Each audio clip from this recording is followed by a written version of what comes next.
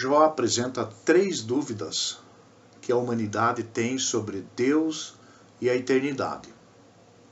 Questões que só Deus pode responder. A primeira questão está em Jó 23, 3. Ah, se eu soubesse onde encontrá-lo! Afastado de Deus pelo pecado, o homem tateia nas trevas à procura do Criador. Em Atos 17, 27, Paulo diz: para que buscassem ao Senhor, se porventura tateando o pudessem achar, ainda que não está longe de cada um de nós. As religiões expressam essa busca. Deus, por meio do Senhor Jesus, faz o que nenhuma religião pode fazer. Religa o homem consigo. O homem constata a existência de Deus pelas coisas que estão criadas. Romanos 1, 20. Mas a essência de Deus, luz e amor, não se encontram na natureza. Se encontram em Jesus. O Filho de Deus se tornou homem e o revelou. Porque em Jesus habita corporalmente toda a plenitude da divindade. Colossenses 2, 9. Nele temos a dimensão do amor de Deus. Nos amou de tal modo que não poupou o seu próprio Filho para nos salvar. João 3,16. A resposta para o problema de Jó é o Senhor Jesus. Eu sou o caminho, a verdade e a vida. Ninguém vem ao Pai senão por mim. João 14,6. A segunda questão de Jó está no capítulo 9 e versículo 2. Como o homem pode ser justo para com Deus? Quando reconheço que existe Deus e que Ele é santo, imediatamente surge essa pergunta de Jó. Como poderia um homem ser justo diante desse Deus santo? Ou, como um homem culpado pode ser justo na presença de Deus? Muitos se esforçam para se justificar com obras. Procuram realizar o máximo possível de boas ações para alcançar o reconhecimento de Deus. Mas é um beco sem saída. A palavra de Deus é clara.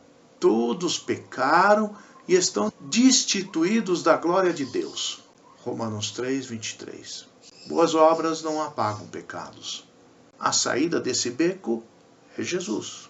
A morte e a ressurreição de Jesus Cristo são a base para que Deus possa nos declarar justos. Deus não pode simplesmente esquecer o pecado. Sua santidade exige que o preço seja pago. E o Senhor Jesus o pagou. Morreu por nós. Mas ele não ficou na morte, porque era perfeito, não tinha pecado. E assim Deus o ressuscitou. A morte não tinha poder sobre ele. Agora todo aquele que lhe confessa seus pecados e crê na obra de Jesus é justificado, declarado justo e apto para a presença de Deus. A terceira questão de Jó é sobre a morte. Morrendo o homem, acaso tornará a viver? Jó 14, 14.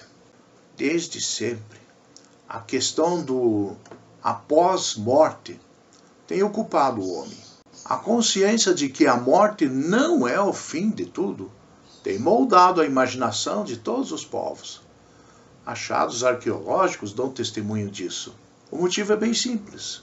Deus pôs na mente do homem a ideia da eternidade. Eclesiastes 3:11. A Bíblia responde a mais esta questão com 2 importantes declarações. 1. Existe vida após a morte.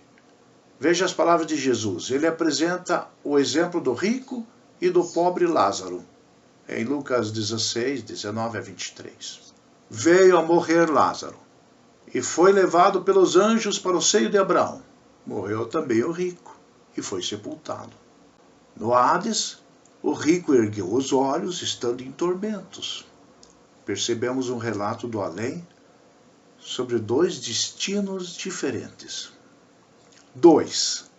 A decisão sobre onde queremos estar se toma nessa vida. Depois de morrer, será tarde demais para mudar de ideia. Jesus também fala sobre isso em Lucas 16, de 26 a 31. Confira lá. Que ninguém se deixe enganar.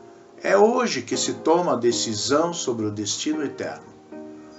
Quem crê em mim tem a vida eterna. João 6,47. Palavras do Salvador.